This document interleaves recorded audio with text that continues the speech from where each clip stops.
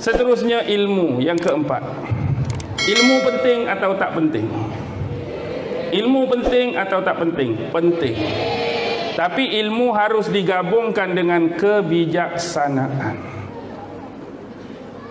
Ada setengah lagi sebut ilmu kena compare dengan wisdom. Wisdom kena compare dengan strategi. Ada orang ada ilmu tapi tak ada wisdom, ilmu dia tak berkesan. Ada orang ada ilmu plus wisdom tapi tak ada strategi, tak berjaya. Kebiasaan orang yang ada knowledge, ada wisdom dan ada strategi, ini akan capai kejayaan. Jadi kita kena cari tiga-tiga. Knowledge pun kena ada, wisdom pun kena ada, strategi pun kena ada. Di mana kita nak cari ilmu? Carilah dalam mana-mana sumber. Ada sumber melalui berguru.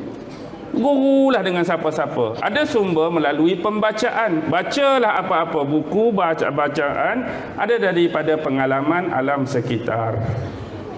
Wisdom. Di mana nak cari wisdom? Wisdom ni panduan. Wisdom ni petua. Kita kena cari orang yang ada pengalaman lebih daripada kita. Untuk ilmu tertentu, carilah orang yang layak. Carilah yang orang ada authority. Carilah orang yang ada integriti. Carilah orang yang ada pengalaman yang boleh tunjuk dan beri petua-petua tertentu pada kita. Sebab kadang-kadang ni, ilmu sama-sama belajar. Macam kita belajar silat dulu. Silat semua buah Tok Guru ajak. Tapi ada petua-petua tertentu Tok Guru tak bagi pada semua. Tok Guru kata, ni petua kalau kita nak lawan orang jenis macam ni. Ni petua nak lawan jenis orang macam ni. Petua bukan semua dia bagi pada anak murid. Ilmu asas semua dia bagi. Biasanya hak berjaya ada petua tu. Kalau ada ilmu ada petua, tambah strategi pula. Di mana kita nak cari strategi? Rajin-rajinlah bermain game PUBG. Dalam tu banyak strategi. Pernah main ke tak? Itu soalan trik. Akhirnya keluarlah pengakuan-pengakuan jujur anda semua. Okey, biarlah bukan nak cerita PUBG, cerita strategi. Sebab itulah Sayyidina Ali sebut, kebatilan yang berperancangan mampu untuk menewaskan kebenaran yang tidak mempunyai perancangan. Fahami betul-betul kalimah ni. Kebatilan, hak sesat, hak salah, tapi yang mempunyai perancangan boleh mengalahkan dan menewaskan kebenaran yang tidak ada perancangan. Okey, ilmu amat-amat penting. Contoh saya nak bagi ya. Dahulu ada seorang lelaki, dia mengembara, belajar macam-macam ilmu. Terutama yang paling dia suka ialah ilmu nahwu dan saraf. Tahu tak ilmu nahwu, ilmu saraf? Ilmu gramatika bahasa Arab. Gramatika bahasa Arab. Hari ni kalau Inggeris disebut grammar, kalau bahasa Melayu disebut tata bahasa. Nahwu, saraf, ilmu pasal baris semua, di mana nak letak baris atas, macam mana nak letak baris bawah, baris depan, baris mati. Tapi yang seronoknya, bahasa Arab ni dia cuma ada 4 tu je. Bacalah baris kod mana pun tak sakit perut, kira okey. Faham? Baca bahasa Arab ni, baca baris atas, mungkin kita baca baris bawah, mungkin baca baris depan, mungkin baca baris mati. Selagi tak sakit perut, bacalah. Maksudnya kalau sakit perut tu, bacaan tu salah. Padahal salah awal lagi. Tu petua guru-guru kita dulu dah. Okey. Bila dia belajar banyak, dia dah balik kampung. Bila balik kampung, dia kena lalu kawasan sungai. Lalu kawasan sungai, seberang sana tu kampung dia. Jadi dia duduk carilah perahu-perahu yang bawa penumpang. Akhirnya mari perahu tu. Dia kata, berapa bayaran nak pergi sana? Harga dia sekian-sekian. Okey.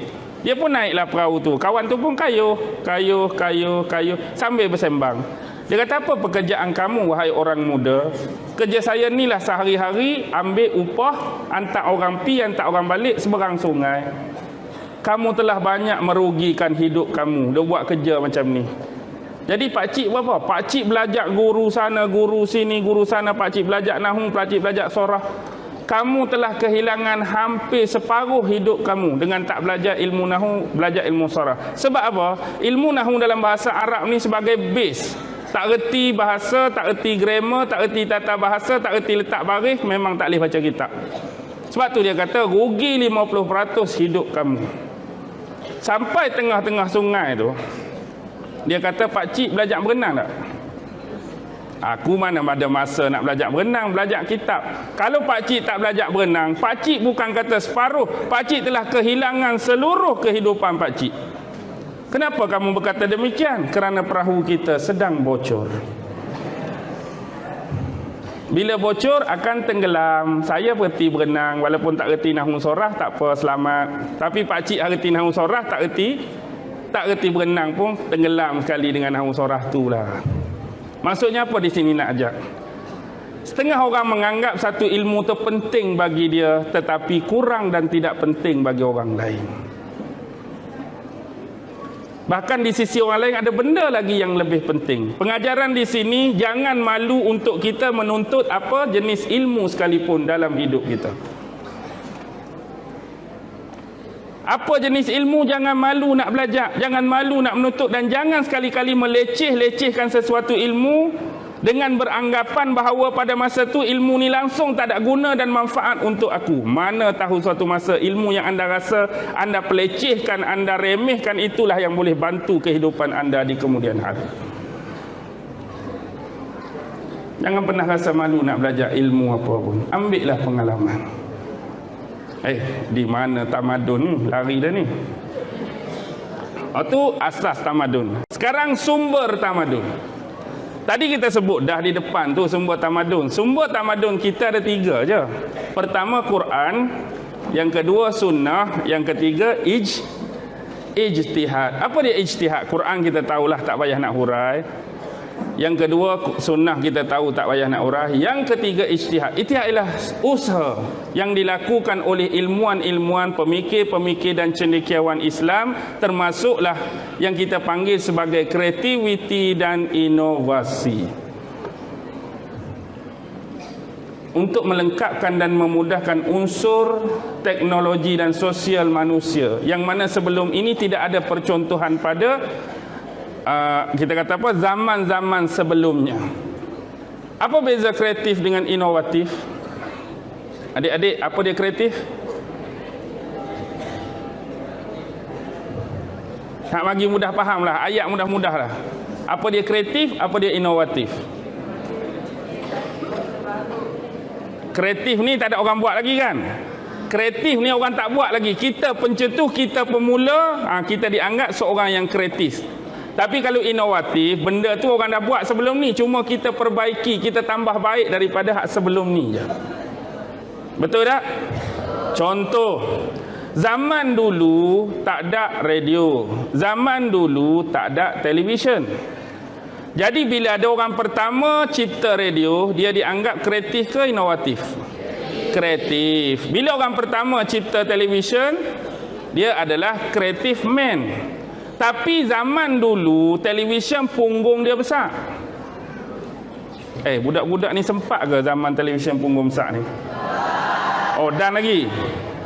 Zaman televisyen ada lesen dan ke tak? Zaman saya dulu televisyen ada lesen. Ni tanya hak tua-tua kat depan ni, zaman televisyen dulu kena ada lesen. Macam motor, macam kereta. Bukan boleh beli 14 biji, 13 biji, suka hati aku tu. Saya ingat lagi bapak saya tampal lesen TV. Kena ada lesen. TV dulu ada pintu daripada kayu. Hebat. Tapi dulu berat, punggung besar. Lah ni hak ada dah tu orang inovasikan. Jadi macam mana? Jadi TV flat screen. Lebih ringan nak angkat, lebih jelas, resolusi dia tinggi. Mula-mula tu apa dia panggil? Smart, sebelum Smart TV lagi, yang first dia panggil apa?